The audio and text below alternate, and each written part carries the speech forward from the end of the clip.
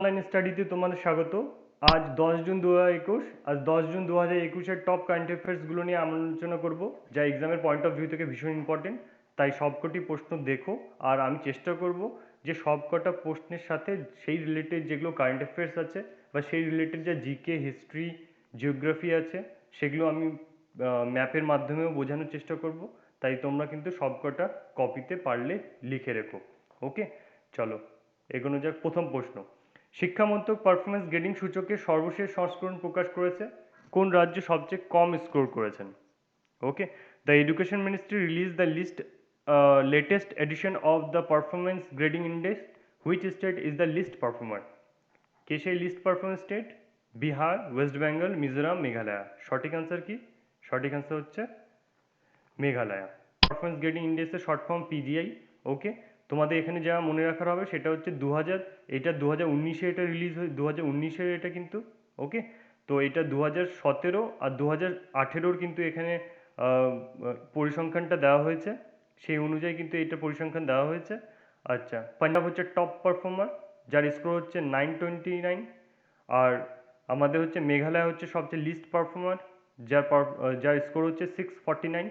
আর এই টোটাল স্কোরগুলো কিন্তু 1000-এর মধ্যে কাউন্ট হয়েছে। 1000-এর মধ্যে কোন স্টেট কত পেয়েছে সেই হিসেবে কিন্তু কাউন্ট হয়েছে। আমাদের এক্সামের পয়েন্ট অফ ভিউ থেকে কিন্তু ওয়েস্ট বেঙ্গলটাও কিন্তু ইম্পর্টেন্ট। ওয়েস্ট বেঙ্গলের র্যাঙ্ক কত? ওয়েস্ট বেঙ্গল র্যাঙ্ক হচ্ছে 15th। ওকে, 15তম। আর তার স্কোর কত? তার স্কোর হচ্ছে 834। ঠিক আছে। আর আমাদের এডুকেশন মিনিস্টার নাম কি? আমাদের এডুকেশন মিনিস্টার নাম হচ্ছে রমেশ পোখরিয়াল। ওকে, ইনি হচ্ছে আমাদের এডুকেশন মিনিস্টার। ঠিক আছে। আচ্ছা, আমরা দেখি যে এই পিজিআইয়ের মূল উদ্দেশ্য কি বা অবজেক্টিভ কি এর অবজেক্টিভ হচ্ছে স্টেটে যে স্কুল এডুকেশন যে আছে সেটার কীরকম অবস্থা বা সেটা কীভাবে আরও প্রায়োরিটি বেসিসে সেটাকে আরও কীভাবে উন্নত করা যায়, সেইটাই হচ্ছে মেন উদ্দেশ্য হচ্ছে পিজিআইয়ের রিপোর্টের। ওকে, এর মধ্যে 70টা প্যারামিটার আছে, 70টা প্যারামিটার আছে, যার মধ্যে 5টা ব্রড ক্যাটাগরি কী হলো সেটা হচ্ছে access, governance and management, infrastructure, equality, learning outcomes. এই পিজিআই গ্রেডিং সিস্টেমে কিন্তু 10টা লেভেল আছে। ওকে, 10টা লেভেল, যার ফার্স্ট লেভেল হচ্ছে কত? 951 থেকে নিয়ে 1000-এর মধ্যে। ওকে, তবে দুঃখের বিষয় এটাই যে একটাও লেভেল 1-এর আমাদের স্টেট নেই। আর 31 যে স্টেট আছে তারা হচ্ছে বিলো পারফর্ম, মানে লেভেল 1 থেকে কম পারফরমেন্স করেছে। চলো যাওয়া যাক নেক্সট কোয়েশ্চেনে। সম্প্রতি সি স্নট আন্তর্জাতিক খবরে রয়েছে। কোন দেশ এই সি স্নটের সাথে সম্পর্কিত? Recently sea snot is in the international media, which country is related to this news? কোন কান্ট্রির সাথে রিলেটেড আছে? সৌদি আরেবিয়া, তুর্কি, জাপান, ইরান। ওকে, এর সঠিক আনসার কি? এর সঠিক আনসার হচ্ছে তুর্কি। ওকে, তুর্কি। তোমরা তুর্কির যদি জিওগ্রাফির ম্যাপ দেখো তাহলে এটা হচ্ছে তুর্কি। অ্যাকচুয়ালি এখানে কি হচ্ছে, সি স্নট বলতে কি হচ্ছে, সি স্নট হচ্ছে তোমার যা ওখানকার যে মানে ইন্ডাস্ট্রিয়াল যেটা ওয়েস্টেজ, আর সেখানকার যে টোটাল, যেমন ইস্তানবুলে এটা বলা হচ্ছে যে সেখানকার যে ইস্তানবুল শহর আছে বা তার পাশাপাশি সমুদ্রের পাশাপাশি যে শহরগুলো আছে, ওকে, তারা হচ্ছে তাদের যে ডেলি ইউজের যে ওয়েস্টেজ সেটাও কিন্তু এই সিতে ফেলে। সি কোন সিতে? Sea of Marmara. ওকে, এখানকারই হচ্ছে এই ব্যাপারটাই কিন্তু ইন্টারন্যাশনাল মিডিয়াতে বেশি করে চাওয়ার হয়েছে। সেটা হচ্ছে সি অফ মারমারাতে কাদা কাদার মতো, মানে ওই সমুদ্র তটের পাশাপাশি কাদা কাদার মতো হয়ে গেছে। আর সেটা মোটামুটি 70 থেকে 80 ফিট পর্যন্ত কিন্তু সে তার গভীরতা, 70 থেকে 80 ফুটের মতো কিন্তু তার গভীরতা। ঠিক আছে, তো এই জন্য চিন্তার বিষয় হয়ে যাচ্ছে, কারণ এই ক্ষেত্রে কী হবে, সমুদ্রের যে পরিবেশ আছে সেটাও কিন্তু বিঘ্ন হবে, সেটাও নষ্ট হবে। তার সাথে সেখানে যে জলজ জীবরা আছে তাদেরও কিন্তু জীবনের উপরে কিন্তু একটা বড় প্রভাব পড়তে পারে। ওকে, এই জন্য এই ম্যাটারটা ইন্টারন্যাশনাল মিডিয়াতে ছড়িয়ে আছে। ওকে, এটা ব্ল্যাক সি, আর ব্ল্যাক সি আর এগিয়ান সি যে আছে, এগিয়ান সি একে হচ্ছে কে কানেক্ট করেছে, সেটা হচ্ছে সি অফ মারমারা কানেক্ট করেছে। তো এই জন্য কিন্তু সি অফ মারমারাটাও কিন্তু হচ্ছে ইম্পর্টেন্ট, এই ক্ষেত্রেও কিন্তু সেই জন্য ইম্পর্টেন্ট। ওকে, তুর্কির ব্যাপারে আর একটু জেনে নিই। সেটা হচ্ছে ইনি হচ্ছে তুর্কি প্রেসিডেন্ট। ওকে, আর এই হচ্ছে কাদা কাদার মতো যেটা বলা হচ্ছিল। আর এই যে তোমরা এখানে দেখতে পাচ্ছ যে এটা একটা নালির মতো, তো সব এটা ইন্ডাস্ট্রিয়াল ওয়েস্ট আর এই সব জিনিসগুলো এইভাবে এসে সেটা হচ্ছে কাদা কাদার মতো করে দিয়েছে। তো এটা কি হবে, সেখানকার পরিবেশবিদরা খুব এই ব্যাপারে কিন্তু অনেক বেশি চিন্তিত যে তাহলে জলজ জীবের কি পরিস্থিতি হবে তাহলে সেই ভেবে। ওকে, চলো আমরা একটু জিওগ্রাফিক্যাল এরিয়াটা দেখে নিই তুর্কির। তুর্কি যা তোমাদের প্রথমে বললাম, এটা ব্ল্যাক সি হয়ে গেল। তো এটা তুর্কি বা এরা আছে, এটা কিন্তু মিডল ইস্টের মধ্যে পড়ে, ঠিক আছে। আর এই জন্য মিডল ইস্টের জিওগ্রাফিক্যাল ম্যাপটা তোমাদেরকে ভালোভাবে মনে রাখতে হবে। সেটা হচ্ছে মানে রিসেন্টলি সব মানে মোটামুটি নিউজ কিন্তু এই মিডল ইস্ট থেকেই আসছে। প্রায় ধরতে গেলে প্রতি মাসে কোথাও না কোথাও একটা নিউজ কিন্তু মিডল ইস্ট থেকে আসছে। তাই এই জিওগ্রাফিক্যাল এরিয়াটা তোমাকে ভালোভাবে রপ্ত করতে হবে। এগোনো যাক ফর দ্য নেক্সট স্লাইড। নিখোঁজ ব্যক্তিদের শনাক্ত করতে গ্লোবাল ডেটাবেস কে চালু করেছে? Who launch a global database to identify missing person? কে লঞ্চ করেছে? World Bank, Interpol, FBI, UNODC. Okay, কে লঞ্চ করেছে? লঞ্চ করেছে হচ্ছে ইন্টারপোল। ওকে, ইন্টারপোলের ফুল ফর্ম কি? ইন্টারপোলের ফুল ফর্ম হচ্ছে ইন্টারন্যাশনাল ক্রিমিনাল পুলিশ অর্গানাইজেশন। আর ওটার ফাউন্ডেশন ডে কবে? সেটা হচ্ছে 7 জুন 1923। ওকে, আর ইন্টারপোলের হেডকোয়ার্টার কি? ইন্টারপোলের হেডকোয়ার্টার হচ্ছে লিওন, ফ্রান্স। ওকে, আর ইন্টারপোলের বেসিক্যালি কাজ কি? ইন্টারপোল হচ্ছে 194 কান্ট্রির যে পুলিশ আছে তাদের সাথে ওরা কানেক্ট করে, তাদের সাথে ওরা কানেকশন রেখে হচ্ছে কোনো একটা ক্রাইমের যে মানে গোড়া, ঠিক আছে, সেটা কিন্তু ওরা একদম জট থেকে ধরে, যেটাকে বলতে হয়। Okay, Interpol has launch a new global database name I Familia. Family হচ্ছে যে ডিএনএ, সেই ডিএনএ দেখে কিন্তু সেই মিসিং পার্সনকে কিন্তু খোঁজা হবে। এটা হচ্ছে ইন্টারপোলের হচ্ছে রিসেন্টলি একটা ডেটাবেস লঞ্চ করেছে এই নিয়ে। একটু আমরা জেনে নিই ওয়ার্ল্ড ব্যাংক যার হচ্ছে হেডকোয়ার্টার তোমরা জানো ওয়াশিংটনে। ওকে, চলো নেক্সট কোশ্চেনে যাওয়া যাক। নেক্সট কোশ্চেন কি? নেক্সট কোশ্চেন হচ্ছে বিশ্ব ব্যাংক মানে ওয়ার্ল্ড ব্যাংক। বিশ্ব ব্যাংক 2021 সালে ভারতের অর্থনীতি 1% প্রবৃদ্ধি অর্জনের পূর্বাভাস দিয়েছে। ওকে, রিসেন্টলি বিশ্ব ব্যাংক একটা সমীক্ষা প্রকাশ করেছে। ওই সমীক্ষার মাধ্যমে সে হচ্ছে ভারতের যে অর্থনীতি, ইকোনমি, সেটা হচ্ছে 2021-এ কত হতে পারে তার একটা পূর্বাভাস দিয়েছেন। ওকে, তো world bank has projected India's economy to grow at -% in 2021। ওটা কত পার্সেন্ট? 6.5, 7.5, 8.3, 9.3। ওটার কত?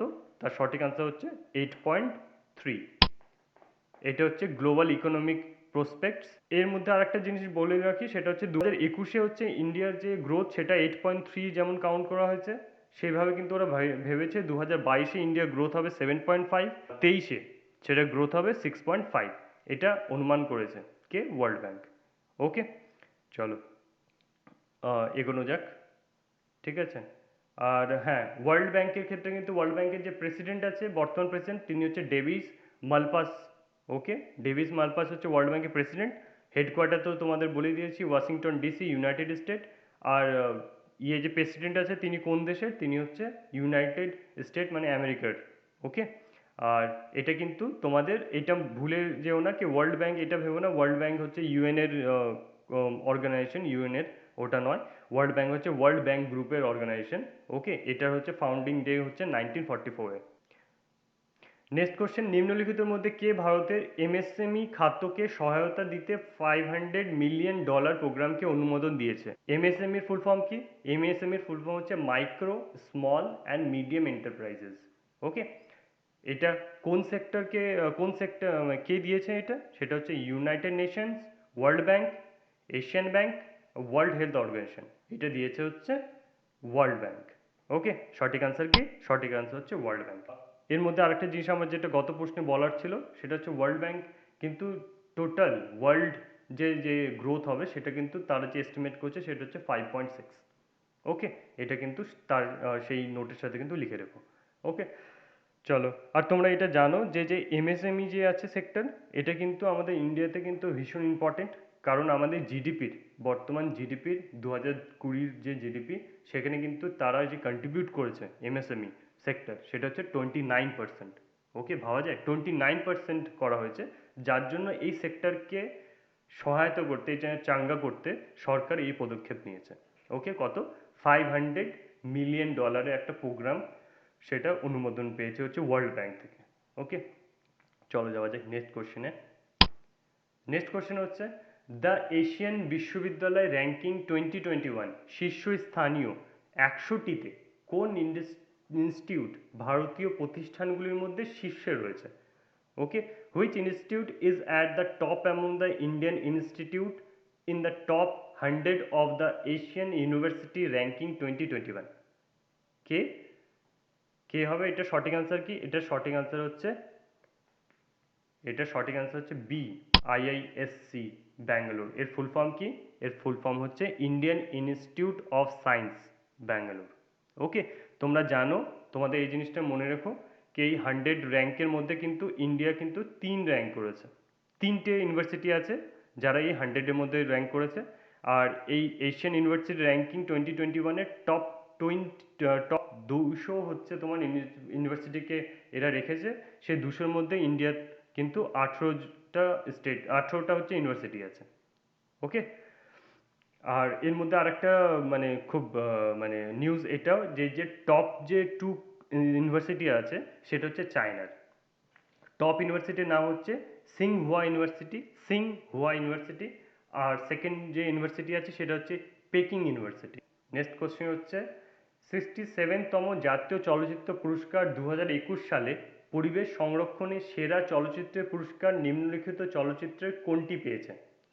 Which of the following movie has won the Best Film Award on the Environment Conservation at the 67th National Films Award 2021?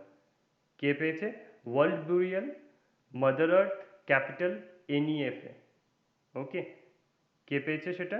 সেটা পেয়েছে world burial. ওকে, তোমরা দেখতে পাচ্ছ এটা হচ্ছে ওয়ার্ল্ড বুরিয়াল মুভির একটা পোস্টার। এটা স্পেশালি কিসের উপর? এটা হচ্ছে অরুণাচল প্রদেশের একটা কাস্টম, একটা হচ্ছে রীতি রেওয়াজের উপরে এটা বানানো হয়েছে।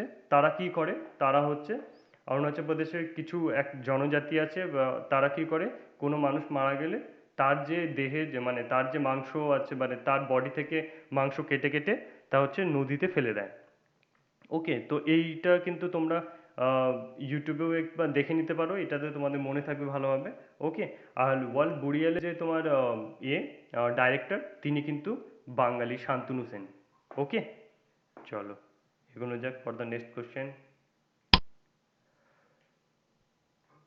বিপুল সংখ্যাগরিষ্ঠতা সহ 76তম জাতীয় সংঘের সাধারণ পরিষদের রাষ্ট্রপতি নির্বাচিত হয়েছে কে? আবদুল্লাহ শাহিদ।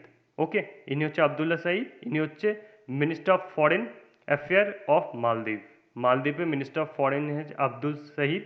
এ হচ্ছে মেজরিটি মানে একদম বিপুল সংখ্যাগরিষ্ঠতার সাথে 76তম জাতীয় সংঘের সাধারণ পরিষদের রাষ্ট্রপতি নির্বাচিত হয়েছে। ওকে, যা যা বলা হলো তো মনে রাখার যেগুলো তোমাদের মনে হচ্ছে যে মনে রাখতে পারবে সেগুলো লেখার দরকার নেই। যেগুলো মনে হবে না এটা এটা ভুলে যেতে পারি, সেগুলো কপিতে লিখে রেখো। ওকে, আর কেমন লাগলো সেশন সেটা অবশ্যই জানাবে। আর আমি চেষ্টা করব যে আরও বেশি বেশি করে কারেন্ট অ্যাফেয়ার্স দিতে, তার সাথে রিলেটেড জিকেও বলার চেষ্টা করব। ওকে, থ্যাংক ইউ ফর ওয়াচিং।